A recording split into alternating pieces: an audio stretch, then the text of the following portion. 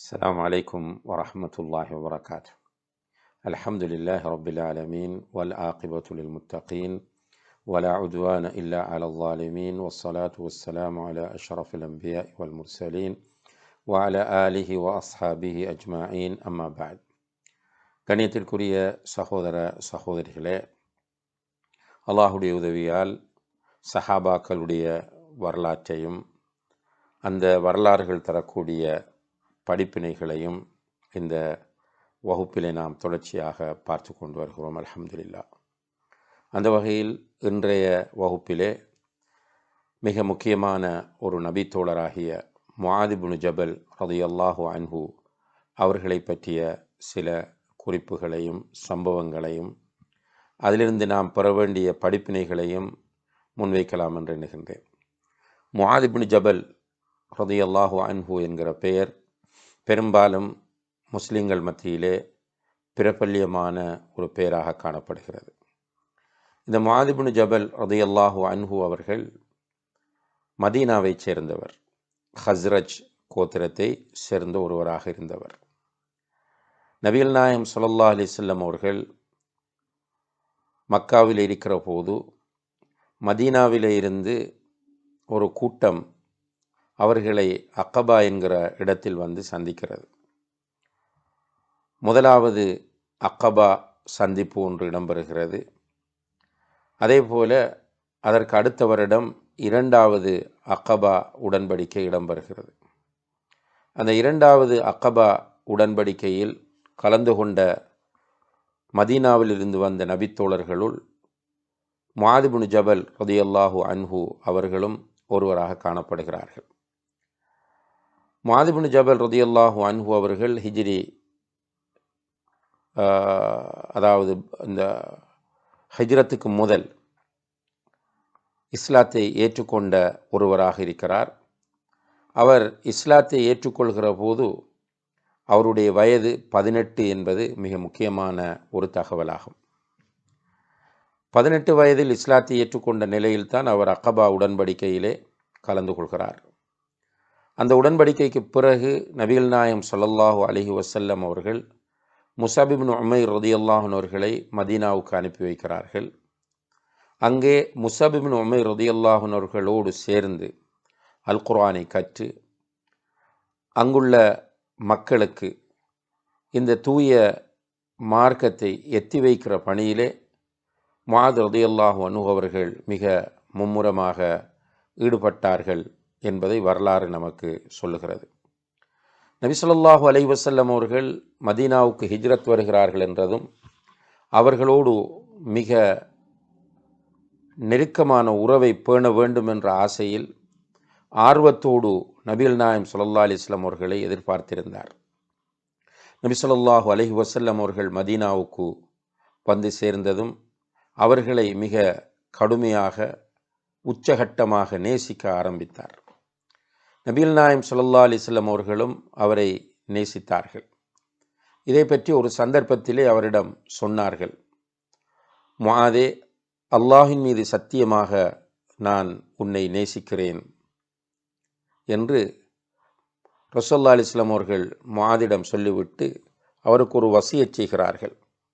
முஆதே, எந்த ஒரு தொழுகையாக இருந்தாலும் அந்த தொழுகையின் இறுதியிலே நான் சொல்லித்தருகிற இந்த துஆவை நீ விடாமல் ஓதி வர வேண்டும் என்று சொன்னார்கள். அந்த துஆ, அல்லாஹும்ம அஇன்னி அலா திக்ரிக வ ஷுக்ரிக வ ஹுஸ்னி இபாதத்திக். யா அல்லாஹ், உன்னை திக்ர் செய்வதற்கும் நல்ல முறையில் உன்னை வணங்குவதற்கும் எனக்கு நீ உதவி செய்வாயாக. அல்லாஹும்ம அஇன்னி அலா திக்ரிக வ ஷுக்ரிக, உன்னை திக்ர் செய்வதற்கும் உனக்கு நன்றி செலுத்துவதற்கும் உன்னை நல்ல முறையில் வணங்குவதற்கும் எனக்கு உதவி செய்வாயாக என்கிற இந்த துஆவை ஓதி வருமாறு நபி ஸல்லல்லாஹு அலைஹி வஸல்லம் அவர்கள் அவருக்கு சொன்னார்கள். அன்புள்ள சகோதர சகோதரிகளே, இந்த செய்தியிலே ரசூலுல்லாஹி அலைஹி வஸல்லம் அவர்கள் அவரை நேசிக்கிற விஷயத்தை அல்லாஹின் மீது சத்தியமிட்டு சொல்லுகிறார். ரசூலுல்லாஹி அலைஹி வஸல்லம் அவர்கள் அல்லாஹின் மீது சத்தியமாக நான் உன்னை நேசிக்கிறேன் என்று தன்னுடைய நேசத்தை வெளிப்படுத்தி இருப்பதை நாம் பார்க்கிறோம். அந்த அளவுக்கு நபிகள் நாயம் ஸல்லல்லாஹு அலைஹி வஸல்லம் அவர்களோடு மிக நெருக்கமாக இருந்த ஒரு நபித்தோழராக முஆத் ரலியல்லாஹு அன்ஹு அவர்கள் காணப்படுகிறார்கள். அதே போல நபி ஸல்லல்லாஹு அலைஹி வஸல்லம் அவர்கள் இந்த ஹதீஸிலே இந்த துஆவை முஆத் ரலியல்லாஹு அன்ஹு அவர்களுக்கு கற்றுக் கொடுத்தாலும் எல்லோரும் பிராக்டிஸ் பண்ண வேண்டிய ஒரு துஆவாக இது காணப்படுகிறது. அல்லாஹும்ம அஇன்னி அலா திக்ரிக வ ஷுக்ரிக வ ஹுஸ்னி இபாதத்திக். யா அல்லாஹ், உன்னை திக்ரு செய்வதற்கும் உனக்கு நன்றி செலுத்துவதற்கும் உன்னை நல்ல முறையில் வணங்குவதற்கும் எனக்கு உதவி செய்வாயாக. இதை அத்தஹியாத்தின் இறுதியிலே சலாம் கொடுப்பதற்கு முதல் ஓதலாம், அல்லது சலாம் கொடுத்துவிட்டு பிறகு நாம் அஸ்தக்ஃபிருல்லாஹ் அல்லாஹும்ம அன்தஸ்ஸலாம் என்று சொல்லிக்கொண்டு வருகிற அந்த துஆவிலும் இதை ஓதலாம். ஆனால் சலாம் கொடுப்பதற்கு முதல் இதை ஓதிக்கொள்வது சிறந்ததாக இருக்கிறது என்பதை நாம் கவனத்திலே கொள்ள வேண்டும். அன்புள்ள சகோதர சகோதரிகளே, நபிகள் நாயம் ஸல்லல்லாஹு அலைஹி வஸல்லம் அவர்களோடு நெருக்கமான உறவை பேணிய முஆத் ரலியல்லாஹு அன்ஹு அவர்கள் மார்க்கத்தை கற்றுக்கொள்வதில் மிக கூடுதல் கவனம் செலுத்தினார்கள். குறிப்பாக அல் குர்ஆனை மிக சிறப்பாக கற்றுக்கொண்டார். குர்ஆனை மனப்பாடம் செய்தார், அதை அழகிய முறையிலே கற்றுக்கொண்டார். எனவேதான் நபி ஸல்லல்லாஹு அலைஹி வஸல்லம் அவர்கள் சொன்னார்கள், ஹுதுல் குர்ஆன மின் அர்பஅ. குர்ஆனை நீங்கள் 4 பேரிடமிருந்து எடுத்துக்கொள்ளுங்கள், கற்றுக்கொள்ளுங்கள். இப்னு மஸ்ஊத், உபை இப்னு கஅப், முஆத் இப்னு ஜபல், சாலிம் மௌலா அபி ஹுதைஃபா. இந்த 4 பேருடைய பேரையும் ரசூலுல்லாஹி அலைஹி வஸல்லம் அவர்கள் குறிப்பிடுகிறார்கள். இதிலே மூன்றாவதாக முஆத் ரலியல்லாஹு அன்ஹு அவர்களுடைய பேரை நபி ஸல்லல்லாஹு அலைஹி வஸல்லம் அவர்கள் குறிப்பிடுகிறார்கள். அந்த அளவு குர்ஆனிய கல்வியில் ஆர்வம் காட்டிய ஒரு நபித்தோழராக இவர் காணப்படுகிறார். அதே போல மார்க்க சட்டங்களை அறிந்து கொண்ட ஒரு சட்டக்கலை அறிஞராக, ஒரு ஃபகீஹாக, ஒரு ஆலிமாகவும் முஆத் ரலியல்லாஹு அன்ஹு அவர்கள் விளங்கினார்கள். எனவேதான் நபி ஸல்லல்லாஹு அலைஹி வஸல்லம் அவர்கள் ஒரு ஹதீஸிலே சொன்னார்கள், அர்ஹமு உம்மதி பி உம்மதி அபூபக்கர். என்னுடைய சமுதாயத்தில் என்னுடைய உம்மத்தின் மீது மிக இரக்கமுள்ளவராக அபூபக்கர் காணப்படுகிறார். வ அஷத்துஹா ஃபி தீனில்லாஹி உமர். அல்லாஹுடைய மார்க்க விஷயத்தில் மிக இறுக்கமான ஒரு போக்கை கடைப்பிடிக்கக்கூடியவராக உமர் இருந்தார். வ அஸ்தகுஹா ஹயா அன் உஸ்மான். வெட்கத்தில் மிக சிறந்தவராக உயர்ந்தவராக உஸ்மான் இருக்கிறார். வ அலமுஹும் பில் ஹலாலி வல் ஹராம் முஆத்.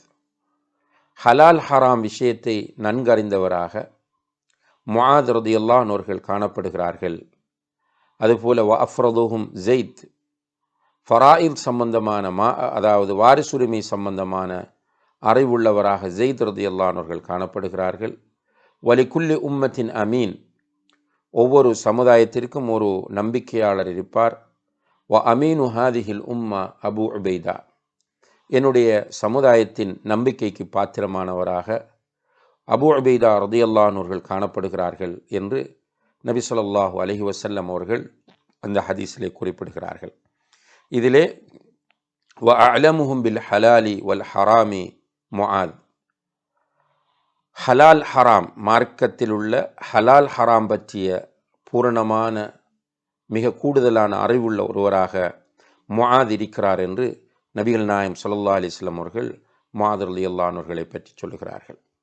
அன்புள்ள சகோதர சகோதரிகளே, இவ்வாறு மார்க்க கல்வியில் குர்ஆனை கற்றுக்கொள்வதிலே முஆத் ரலியல்லாஹு அன்ஹு அவர்கள் சிறு வயதிலிருந்து ஆர்வம் காட்டக்கூடியவராக இருந்தார். அதே நேரத்தில் அவர் இந்த மார்க்கத்தை பிராக்டிஸ் பண்ணுகிற விஷயத்திலும் நடைமுறைப்படுத்துகிற விஷயத்திலும் மிக ஆர்வமானவராகவும் ஈடுபாடுள்ளவராகவும் இருந்திருக்கிறார் என்பதையும் அவருடைய வரலாறு நமக்கு சொல்கிறது. ரசூல் ஸல்லல்லாஹு அலைஹி வஸல்லம் அவர்களுடைய காலத்தில் முஆத் ரலியல்லாஹு அன்ஹு அவர்களுடைய கூட்டத்தினர் வாழக்கூடிய ஏரியாவிலே ஒரு பள்ளிவாசல் இருந்தது. அந்த மஸ்ஜிதிலே இமாமாக கடமையாற்றியவர் மாது ரலியல்லாஹு அன்ஹு. மாது ரலியல்லாஹு அன்ஹு அவர்கள் மஸ்ஜிது நபவிக்கு வந்து நபிகள் நாயகம் ஸல்லல்லாஹு அலைஹி வஸல்லம் அவர்களோடு தொழுது விட்டு பிறகு திரும்ப வந்து தன்னுடைய சமூகத்திற்கு இமாமத் செய்வார்கள். என்றால் ரசூலுல்லாஹி அலைஹி வஸல்லம் அவர்களுக்கு பின்னால் நின்று தொழ வேண்டும் என்பதில் அவ்வளவு ஆர்வம் காட்டக்கூடிய ஒருவராக மாது ரலியல்லாஹு அன்ஹு அவர்கள் இருந்தார்கள். அங்கு போய் ரசூல் ஸல்லல்லாஹு அலைஹி வஸல்லம் அவர்களோடு அவர்களுக்கு பின்னால் நின்று மஅமூமாக தொழுதுவிட்டு அதே தொழுகையை தன்னுடைய பகுதிக்கு வந்து தன்னுடைய மக்களுக்கு தொழுவிக்கக்கூடியவராக மாது ரலியல்லாஹு அன்ஹு அவர்கள் இருந்தார்கள் என்பதை நாம் சஹீஹான ஹதீஸ்களிலே பார்க்கிறோம். இப்போ இதிலே மாது ரலியல்லாஹு அன்ஹு அவர்கள் இபாதத்தில் காட்டிய ஆர்வம் நமக்கு விளங்குகிற அதே நேரத்தில் அன்புள்ள சகோதர சகோதரிகளே, ஒரு தொழுகையை ஒருவர் ஒரு தடவை தான் தொழ முடியும். இரண்டாவது தடவை அந்த தொழுகையை தொழுகிற போது அது அவருக்கு சுன்னத்தாக அமையும். இப்போ ரசூலுல்லாஹி அலைஹி வஸல்லம் அவர்களோடு அவர்கள் தொழுகையை நிறைவேற்றுகிற போது அது ஃபர்லாக அவர்களுக்கு இருக்கும். பிறகு அவர்கள் தன்னுடைய சமுதாயத்திற்கு இமாமத் செய்கிற போது அது அவர்களுக்கு சுன்னத்தான தொழுகையாக மாறும் என்பதை உலமாக்கள் சுட்டி காட்டுகிறார்கள். இந்த அடிப்படையில் ஃபர்லான தொழுகையை தொழுவிக்கிற ஒரு இமாமுக்கு பின்னால் நின்று சுன்னத்தான தொழுகையை நாம் தொழலாம். அதே போல சுன்னத்தான தொழுகையை தொழுகிற ஒரு இமாமுக்கு பின்னால் நின்று மாமூம்கள் ஃபர்து தொழலாம் என்கிற ஒரு சட்டத்தை இஸ்லாமிய அறிஞர்கள் நமக்கு சுட்டி காட்டுகிறார்கள். ஒரு நாள் முஆது ரலியல்லாஹு அன்ஹு அவர்கள் இஷா தொழுகையை நபிகள் நாயகம் ஸல்லல்லாஹு அலைஹி வஸல்லம் அவர்களோடு தொழுதுவிட்டு தன்னுடைய பகுதிக்கு வந்து மக்களுக்கு இஷாவை தொழுவிக்கிறார்கள். அப்போது அவர்கள் சூரத்துல் பக்கராவை ஓத ஆரம்பித்தார்கள். சூரத்துல் பக்கராவை அவர்கள் ஓத ஆரம்பித்ததும் தொழுகை நீண்டு கொண்டு செல்வதை அவதானித்த ஒரு தொழுகையாளி தொழுகையை விட்டுவிட்டு ஜமாத்தை விட்டுவிட்டு தனியாக நின்று தொழுகிறார். தொழுதுவிட்டு அவர் போய் விடுகிறார். அப்படி போகும்போது ஒருவர் அவரை நீங்கள் முனாஃபிக் என்று சொல்கிறார்.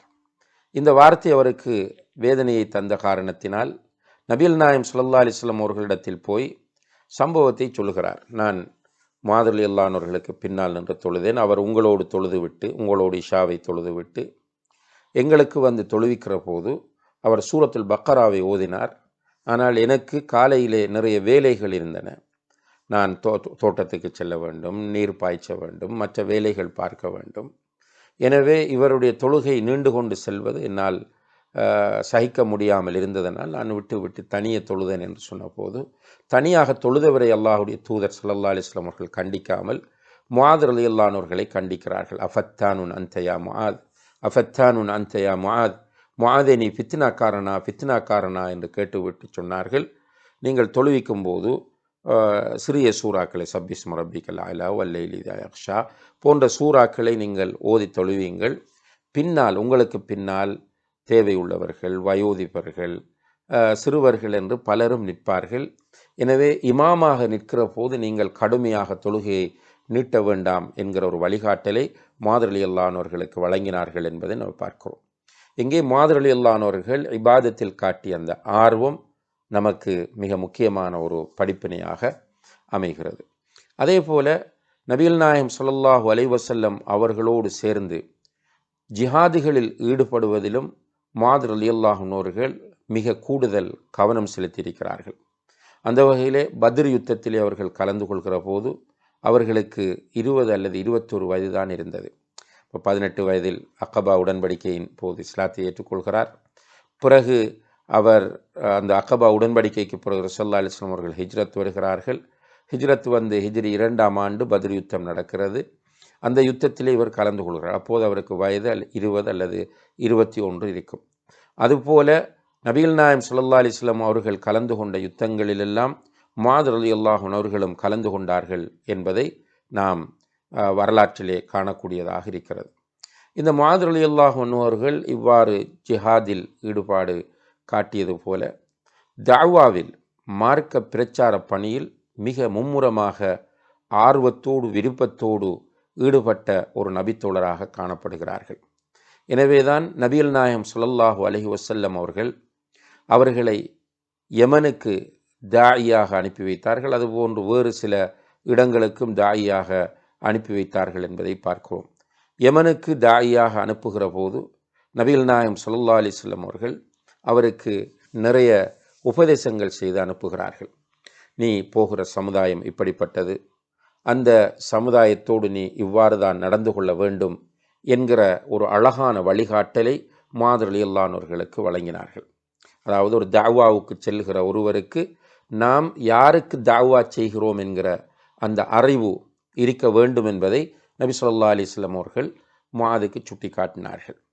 இதை அடிப்படையாக வைத்து முஆத் ரலியல்லாஹு அன்ஹு அவர்களுடைய வரலாற்றை பேசக்கூடிய அறிஞர்கள் சொல்லுகிறார்கள், முஆத் ரலியல்லாஹு அன்ஹு அவர்கள் தாவாவுடைய விஷயத்தில் மிக நுணுக்கமாகவும் கவனமாகவும் மென்மையாகவும் ஈடுபடக்கூடிய ஒருவராக இருந்தார்கள் என்பதை சுட்டி காட்டுகிறார்கள்.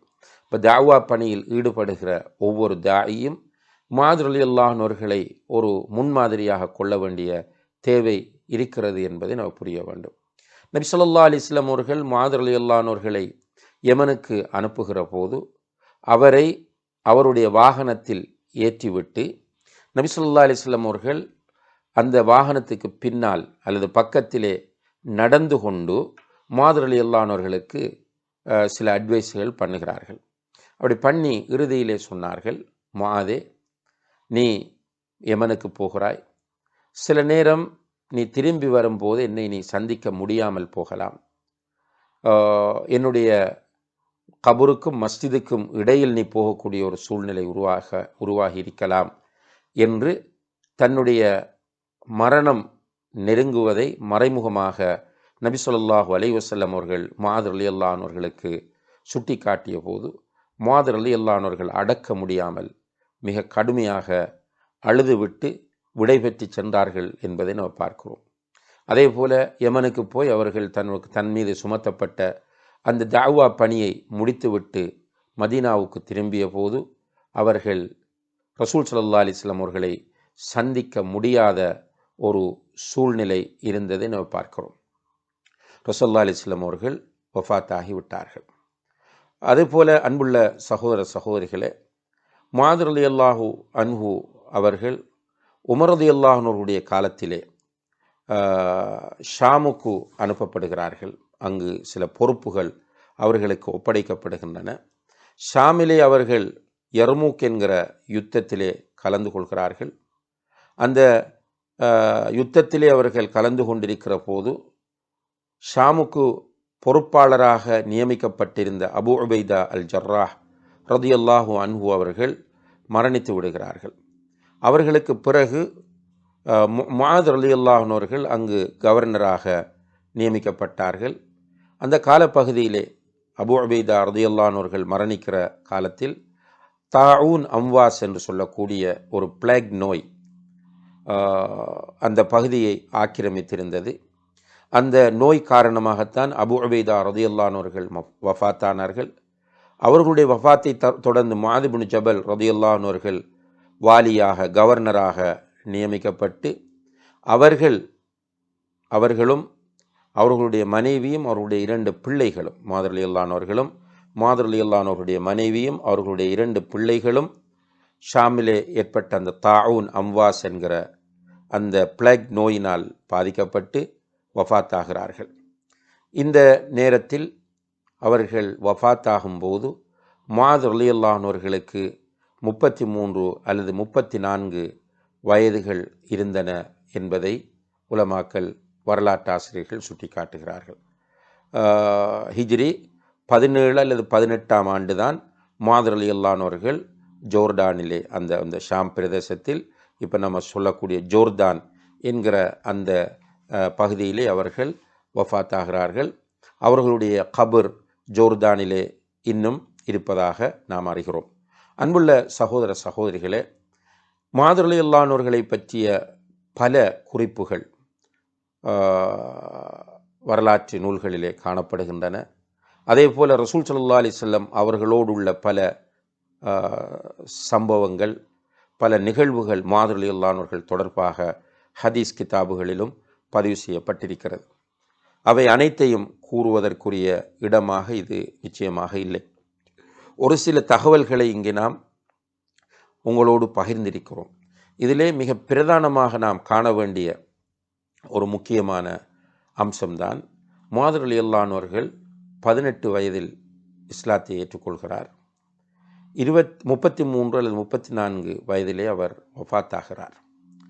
மிக முக்கியமான வாலிப பருவத்தில் அவர் இஸ்லாத்தை ஏற்று வாலிபராக இருக்கிற நிலையிலேயே அவர் வஃபாத்தாகிறார். இதற்கு இடைப்பட்ட இந்த குறிப்பிட்ட காலத்தில் சுமார் 15-16 வருடங்களில் முஆத் ரலியல்லாஹு அவர்கள் மிகப்பெரிய சாதனைகளை இந்த உலகத்தில் நிலைநாட்டி விட்டு சென்றிருக்கிறார்கள். அல்லாஹுடைய தூதரின் நேசத்திற்குரிய ஒருவராக இருந்து அதற்குரிய சான்றையும் அல்லாஹுடைய தூதருடைய வாயிலிருந்தே பெற்றுவிட்டு வஃபாத்தாகியிருக்கிறார்கள். அல் குர்ஆனை மனனம் செய்து அல் குர்ஆனை மற்றவர்களுக்கும் கற்றுக் கொடுத்த ஒரு மிகப்பெரிய காரியாக, ஒரு அறிஞராக அவர்கள் காணப்படுகிறார்கள். அதுபோல நூற்றுக்கணக்கான ஹதீஸ்களை இவர்கள் அறிவித்திருக்கிறார்கள். மார்க்கத்தில் உள்ள ஹலால் ஹராம் பற்றிய தெளிவை பெற்றிருக்கிறார்கள். எல்லா யுத்தங்களிலும் கலந்து கொண்டிருக்கிறார்கள். ரசூல் ஸல்லல்லாஹு அலைஹி வஸல்லம் அவர்களுடைய வஃபாத்திற்கு பிறகும் அவர்கள் யுத்தங்களிலே ஈடுபட்டிருக்கிறார்கள். ஒரு பிரதேசத்தில் அவர்கள் கவர்னராகவும் இருந்திருக்கிறார்கள்.